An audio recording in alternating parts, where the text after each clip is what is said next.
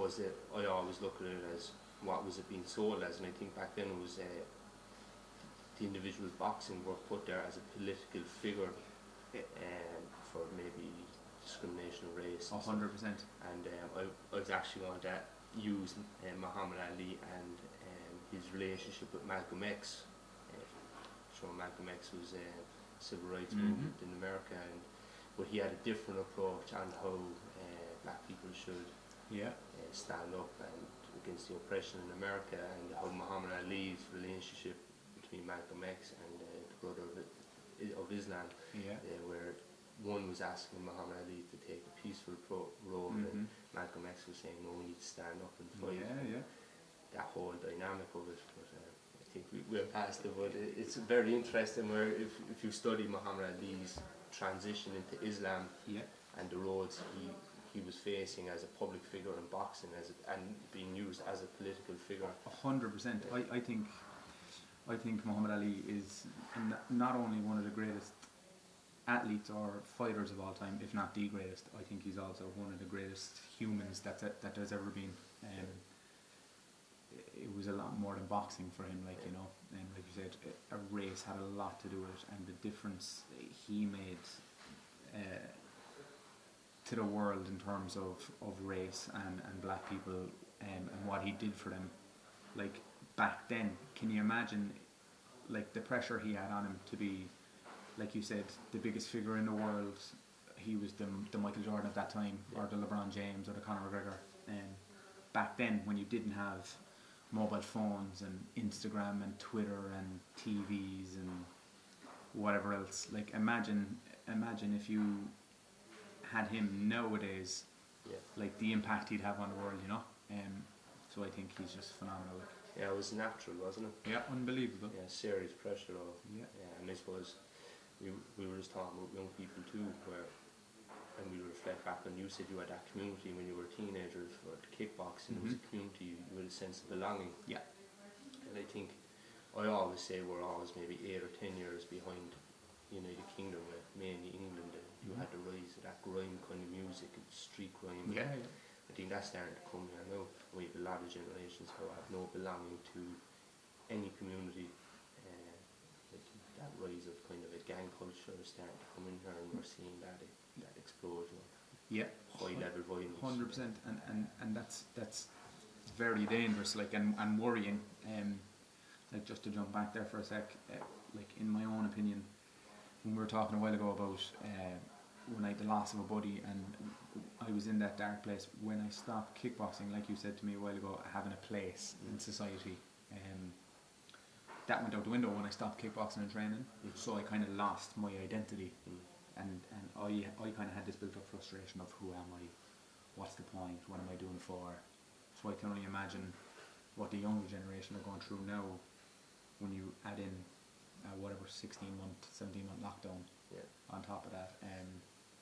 I think once we come out of these lockdowns, like the government, all the councils and everybody else will have to come together and put a serious plan in place for the younger generation, or it's only going to get worse, Yeah, because it's quite evident, because the blame on consumerism, if you want, where actually young people identify with each other through a branded jacket. Like, we won't name any, Sue there.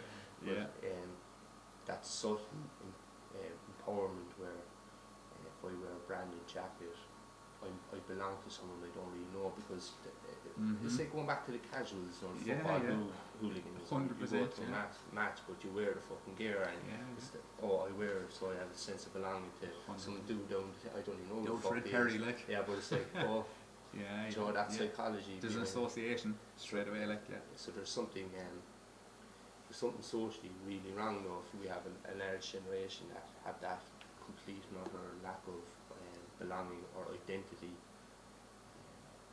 It's a bit nuts, isn't it? Yeah. No traction. No, it is worrying, 100%. And I suppose, as you said, what are your thoughts on it? Like, do you feel like the councils and the governments are going to have to... Yeah, and that's what I was kind of going there. There's definitely more that can be done, I was going to ask you, like, if you look back and reflected and just look at that you had the ability to become a world champion, but just for argument's sake, your family didn't have the financial means Mhm. to enroll you into a kickboxing Yeah, club. yeah. You know, and I Yeah. think that's what a lot of people are facing today, is they don't have the financial means to allow their kids to avail of a healthy environment, a 100%, safe yeah. place to express stuff. Yeah. So as you ask me, what do I think the government stuff what they can do? I think they need to start investing in the mental and physical well-being of young people. 100%, yeah. I suppose in the other podcast I'm going to mention private healthcares have seen that already, Mhm. and they're doing that. They're allowing it. They see the long-term The effects, yeah. financial, because look, you want to talk with government, all they care about is the money, man. Yeah. The country's a business, and you can't blame them. You have to run like a Yeah, business. You know what I mean? yeah. But they just don't seem to see that if you allowed allowance for families to enroll their kids into a kickboxing club, Yeah. a running club, a yearly allowance or something, like Yeah, a yeah. young person can join one club or two clubs free of charge, and the government subsidise the clubs. Yeah. That's where I think it can come into, like, Absolutely, yeah. And I think, like, yeah, I might be a little bit biased, obviously, Yeah. with being involved with martial arts so much, but I think martial arts in general, from a young age, no, you can get into it at any age. I've seen people in their 30s, 40s take up kickboxing that are still training in our club, but from a young age, the fundamentals you get, not in terms of just physically, like the benefits you get from it physically are amazing, and strength, flexibility, endurance, but mentally in terms of like I said, respect, self-respect, discipline, being able to control your emotions, being aware of your emotions and feelings, and I think that's a crucial aspect that everybody should be instilled with from a young age. So I think I know this sounds like, no, this is me trying to plug martial arts to the world, but I think, like you said, if the government or the councils could work with martial arts, or the Irish Martial Arts Council or commissions, and come together and work out some scheme, you will see a huge difference in society going forward. Now, I'm not saying it's going to change overnight, but I just think it 100% certainly makes for a brighter future anyway. 100%, because I think there's one aspect that's critical, is it gives young people a sense of community, where we all live individualised lives, and even residential communities, due to renting, there's no stability in community. So if a young person has a sense of community and a greater belonging, so as part of boxing, any martial arts, if you bring to the street, you get discipline. So my actions in my personal life reflect on a wider community, exactly, and a greater identity in society. And I think that's been the critical removal of society, where everyone just lives their own life through a phone, and communities have just been wiped. Like, we speak about government funding.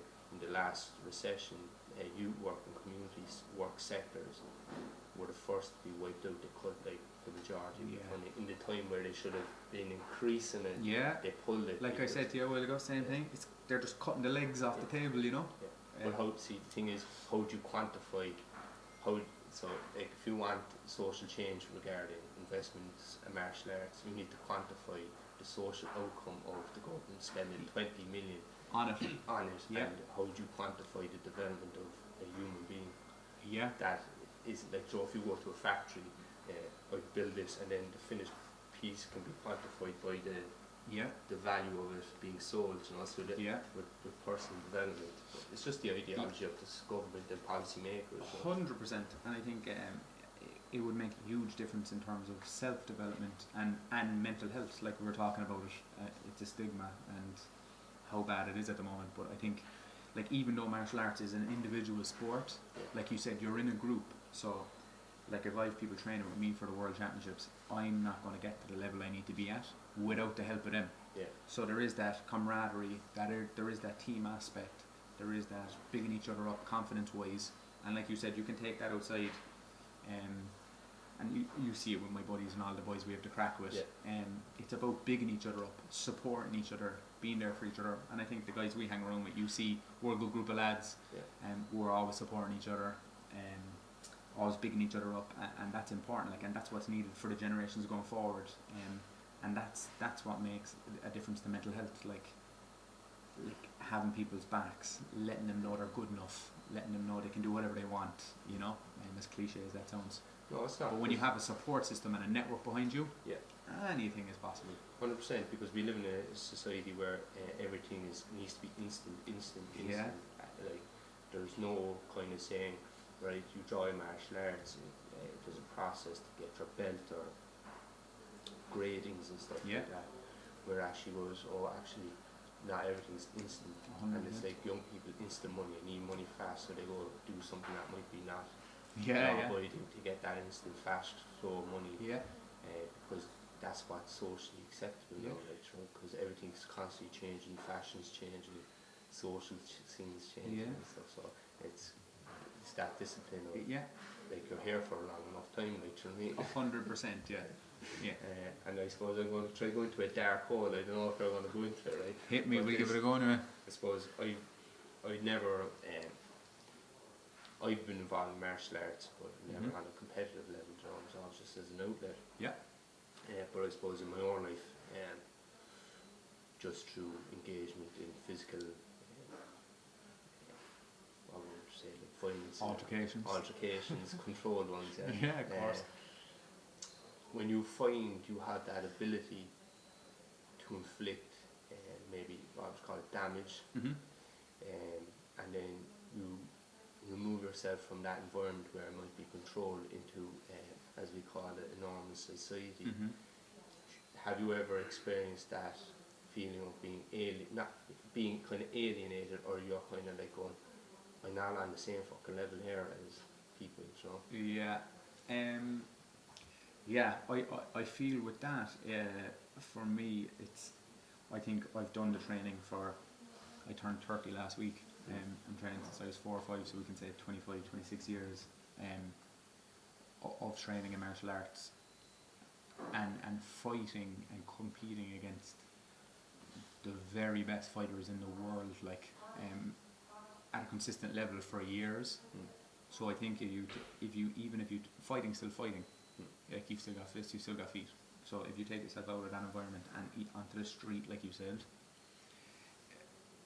it's not an arrogance thing, but you know people aren't on your level. Yeah. You know what I mean?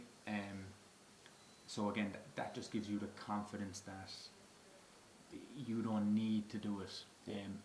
I'd always feel like there's nothing to prove. Like I don't gain anything from that. And don't get me wrong, there's still that part of you that's like, yeah, I just want to deal with this now, you know. But yeah, it's more the mental side of it, of like knowing the outcome before it even happens. And again, like I'm saying, that's not in an arrogant way or anything, but that's just in a self-confidence way, that before that situation happens, you know the outcome, and then you just weigh up and assess.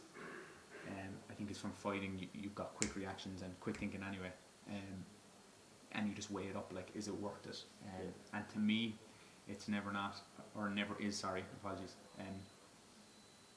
because if I was to fight with anyone, because fighting's fighting, I want it to be for something, you know. Yeah, like I want to show people, because it's a spectacle as well, like, and you're in a hall with thousands of people watching you fight, or hundreds or thousands, depending on where you're fighting, where I want them to see that I'm better than you. You know what I mean? But what I kind of seen is, I suppose you've had masters teach you, or what you call them in kickboxing. Yeah, instructors. Yeah. So they've installed like knowledge and time into you to, and I suppose not trying to make it out to be dangerous, but how to.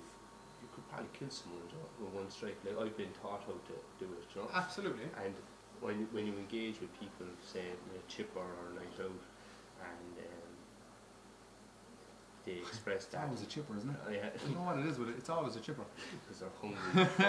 Hungry, is it? Yeah. And they express that. The chippers need to speed up the food. That's what it is, and get them out of there.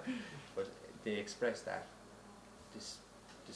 They dispute through language towards you, and you're going there like, this person actually doesn't know what I can do. Like, you know, and that's what I found, where I used to get frustrated and be like, what the hell, these people